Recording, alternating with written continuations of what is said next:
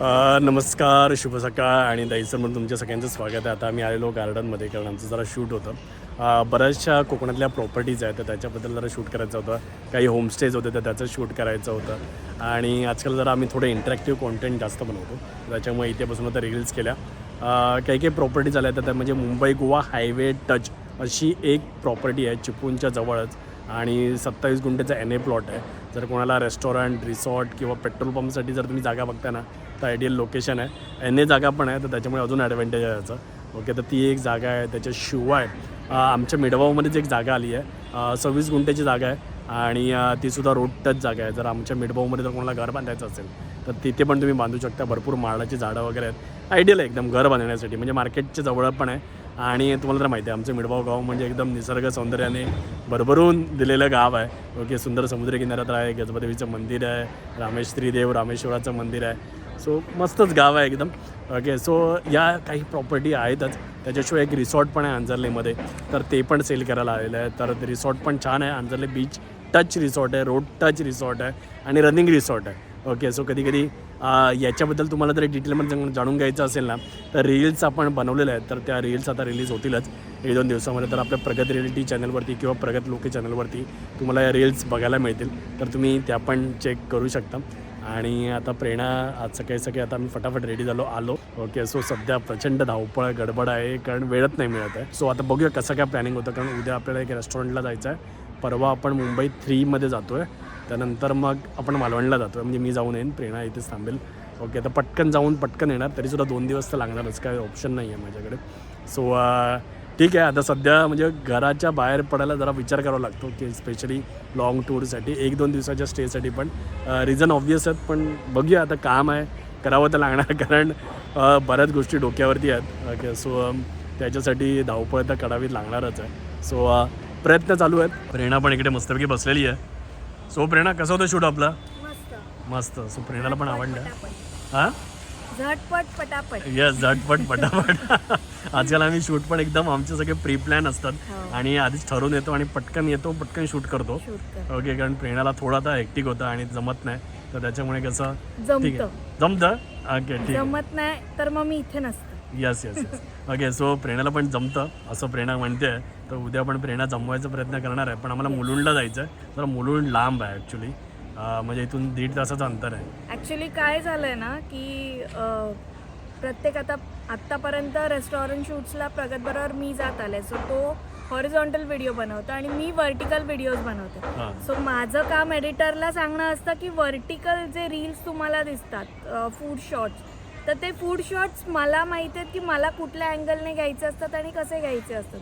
So कधी कधी तो हॉरिझॉन्टलवर फोकस असतो आणि माझा व्हर्टिकलवर. तर त्याच्यामुळे मला असं वाटतं की नाही मी ते व्हर्टिकल फुटेजसाठी ॲटलिस्ट मी तिथे अवेलेबल असलं पाहिजे. यस. आणि त्याच्याशिवाय मला ते कामाचं एक हे लागलंय की ॲडिक्शन हे म्हणता ना काय परफेक्शन म्हणता येईल की नाही मला तसे शॉर्ट्स हवेत, मला तसं हे करायचं आहे. डोक्यात कन्सेप्ट असतो त्याच्यामुळे मग म्हणून उद्या. आणि त्याच्याशिवाय आपण एक ॲडिशनल काम पण सुरू केलं आता. आपण हिंदी चॅनल पण चालू केलं आहे. येस, तर त्याचं पण आपल्याला शूट करायचं आहे. सो आता सध्या जर उद्या प्रेरणाला यायला नाही जमलं तर मग हालत आहे कारण मराठी व्हिडिओ बनवायचा आहे, मराठी व्हिडिओ हॉरिझॉन्टल बनवायचा आहे, हिंदी व्हिडिओ हॉरिझॉन्टल बनवायचा आणि त्याच्याशिवाय मग रील बनवायची आहे, व्हर्टिकल फुटेज घ्यायचं आहे. सो बघूया.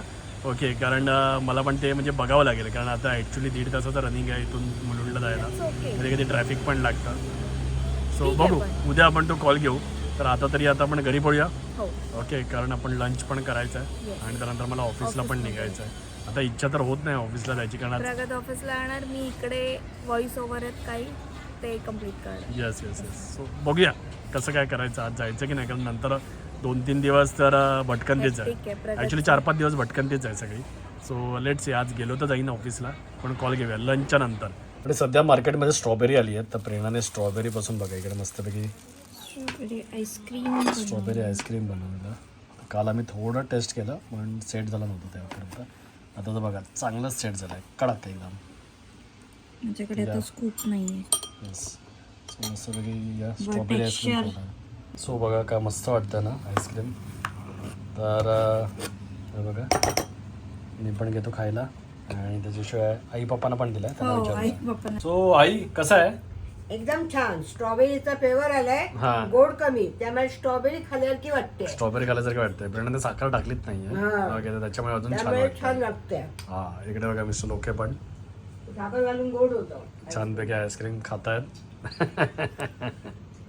सो आता मी पण जातो खायला फटाफट सो प्रेरणा काय काय टाकलं होतं याच्यामध्ये याच्यामध्ये आपण ना स्ट्रॉबेरी पूर्ण मिक्सरमध्ये ग्राइंड करून ती टाकली हा. आहे. त्याच्यानंतर आपण व्हिपिंग क्रीम टाकलंय हा आणि स्वीटनर म्हणून आपण मिल्क मेड टाकलंय जे आपण खिरीत वगैरे टाकतो ना हा हा तर ते टाकलंय. बाकी बघितलं असेल तर लाईट पिंक कलर आहे म्हणजे जो बाहेर मार्केट सारखा पिंक असतो तसा नाहीये कारण मी कुठलाही फूड कलर यूज नाही केलाय. हा प्युअरली त्याच्यामध्ये आपला स्ट्रॉबेरीचा जो पिंक कलर आहे छान गुलाबी तोच रंग आलेला आहे आणि टेक्स्चर बघू शकता मस्त असं स्कूप काढल्यानंतर प्रॉपर Yes, yes. छान सेट झालंय.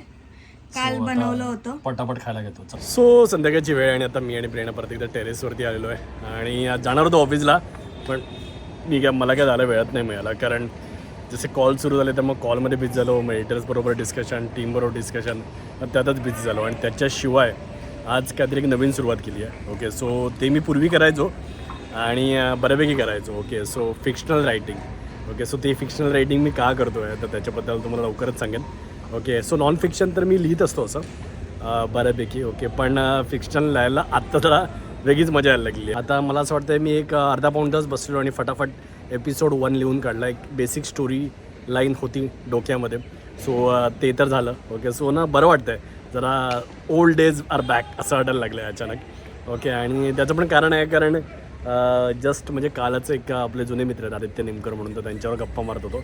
आदित्य निमकरला तुम्ही म्हणजे ॲज अ जर्नलिस्ट म्हणून पण ओळखत असाल किंवा ही इज ऑल्सो रायटर तर त्याच्यामुळे त्याने नॉवेल्स वगैरे लिहिलेले आहेत स्टोरीज लिहिलेल्या आहेत तर तो बऱ्याचशा स्केरी जे चॅनल्स आहेत यूट्यूब चॅनल्स ओके तर त्याच्यावरती पण तो आलेला आहे तर त्याच्याबद्दल माझं डिस्कशन चालू होतं तर म्हटलं नाही आपलं जे एक रायटिंगचं होतं तर ते कुठेतरी सोडायचं नाही ओके सो वेळ मिळत नाही मला तेवढा पण यस मी आज वेळ काढला थोडा ओके एक पाऊण तास बसलेलो अर्धा पाऊण तास आणि एपिसोड 1 लिहून काढला आहे एक बेसिक स्टोरी लाईन डोक्यामध्ये आहे पण ती डेव्हलप करायची आहे आणि सध्या माझं जे बाउन्सिंग पॅड आहे ना ते इकडे आहे प्रेरणा सो प्रेरणाला सध्या बाउन्सिंग पॅड बनवलं आहे सो मी जी स्टोरी जी काय बनवतो डोक्यामध्ये तर ती पहिला प्रेरणाला सांगतो मग आमचं थोडं डिस्कशन होतं मग जरा ती अजून परिपक्व होते आणि मग ती लिहून काढतो आता एपिसोड 1 तर झाला आहे आता एपिसोड 2 एपिसोड 3 ॲटलिस्ट एक 10 एपिसोडची सिरीज करण्याचा प्लॅन आहे आणि त्यानंतर मग ते एपिसोड तुम्हाला कसे बघायला आवडतील त्याचा पण विचार करतो आहे सो बघू आता तुम्ही म्हणाला की आता हे काय नवीन तर बघा